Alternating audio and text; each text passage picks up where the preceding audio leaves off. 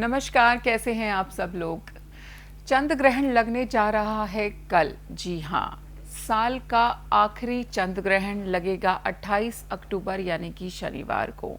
और ये चंद्र ग्रहण पड़ रहा है शरद पूर्णिमा के दिन, क्योंकि ग्रहण अक्सर पूर्णिमा के दिन ही पड़ता है। तो इस ग्रहण में ऐसा क्या खास है? तो सबसे पहली बात तो यही खास है कि ये जो ग्रहण है ये 30 साल के बाद लगने जा रहा है। तो ये इस पे आपको बहुत सारी खास बातों का ध्यान रखना है।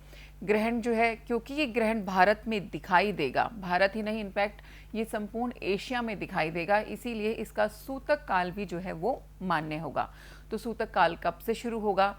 जनरली जो है, जब भी हमारा जो चंद्र ग्रहण का समय होता है उससे 9 घंटे पहले सूतक काल शुरू हो जाता है। तो मैं आपको बताऊंगी कि ग्रहण का जो टाइमिंग है वो क्या रहेगा, किस वक्त जो है ग्रहण लगेगा, किन खास बातों का जो है आपको यहाँ पर ध्यान रखना चाहिए, क्योंकि कुछ नियम हैं जो हमें बताए गए हैं जो कि ग्रहण के काल में जो है खास करके हमें फॉलो करने चाहिए। तो जो ग्रहण काल है वो कब से शुरू हो रहा है, मैं ओवरऑल बात कर रही हूँ। ये शुरू होगा 28 अक्टूबर की रात्रि 11:30 बजे से 11:31 से जो है ये ग्रहण काल शुरू हो जाएगा।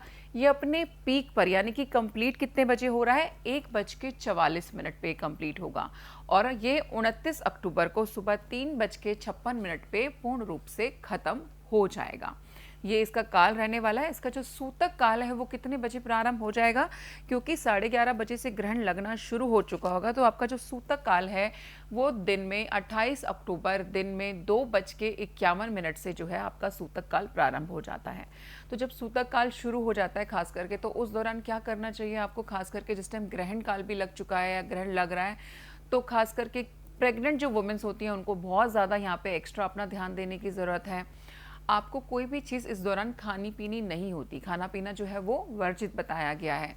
अगर आपको लगता है कि लंबा समय है और बच्चों को तो कुछ ना कुछ खाने को देना ही पड़ेगा, तो आप अपने खाने में सूतक काल से पहले ही दूर्वा डाल दीजिए, सो दैट कि अगर बच्चों को खाना खिलाना पड़े तो आप उनको खाना खिला सकें। बट जितना हो सके उस टाइमिंग पे खाना पीना अवॉइड कीजिए।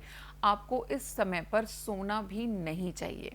अब आपको सोना भी नहीं है, ठीक है, खाना भी नहीं है। प्रेग्नेंट वुमेन्स को खास करके ग्रहण के दौरान शार्प ऑब्जेक्ट्स का प्रयोग नहीं करना चाहिए, जैसे सुई, कैंची, कोई कटर हो गया, चाकू हो गया। इन सब चीज़ों का इस्तेमाल आपको नहीं करना है, क्योंकि इसका इम्पैक्ट आपके बच्चे पर आ सकता है। तो ऐसे समय पर आखिर आपको करना क्या चाहिए? तो मैं आपको 3-4 चीज़ें बता रही हूँ, उस पर तरह ध्यान दीजिए। जो प्रेग्नेंट वुमेन है, आप ग्रहण काल में स्पेसिफिकली अपने साथ में एक जटा वाला नारियल लीजिए, उसको पूरा टाइम अपने साथ ही रखिएगा। अगले दिन चंद्र ग्रहण जब खत्म हो जाएगा तो आप उसको अगले दिन बहते हुए जल में प्रवाह कर सकते हैं। तो इस प्रकार जो है आपके आसपास कोई भी जो नेगेटिविटी होगी वो आपको इम्पैक्ट नहीं कर पाएगी।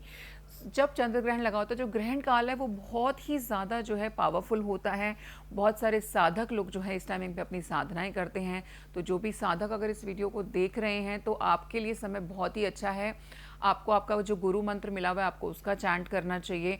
आपको जो आपका साधना मंत्र मिला हुआ है, कोई माला मंत्र मिला हुआ है, तो आपको उसका चैंट भी करना चाहिए।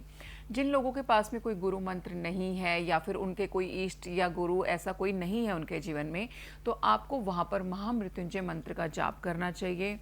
विष्णु सहस्त्र नाम का भी आप जाप कर सकते हैं और हनुमान चालीसा का भी आप जाप कर सकते हैं। तो you have lot of options. जिस भी भगवान से आप कनेक्ट करते हैं, अगर आपको लग रहा है कि नहीं मैं तो विष्णु जी को भी नहीं मानते, हम हनुमान जी को नहीं मानते, कोई बात नहीं, आप अपने आपके जो भी इष्ट हैं, आप जिसको भी मानते हो, आप उनके नाम का जप भी जो है आज के दिन यहाँ पर कर सकते हो। और आपने क्या करना है, जब अगले दिन सुबह जब चंद्र ग्रहण ओवर हो गया, अगले दिन आपको सुबह जो है उठ करके अनाज का, स्पेसिफिकली खाने पीने की चीज़ों का दान करना चाहिए। तो बहुत छोटी छोटी सी चीज़ें हैं जिसका ध्यान अगर आप रखोगे तो इस ग्रहण का कोई भी दुष्प्रभाव आपके ऊपर नहीं पड़ेगा। ये इस साल का दूसरा ग्रहण है। 28 अक्टूबर की अगर मैं बात करूँ तो 14 दिन पहले जो है सूर्य ग्रहण यहाँ पर लगा था।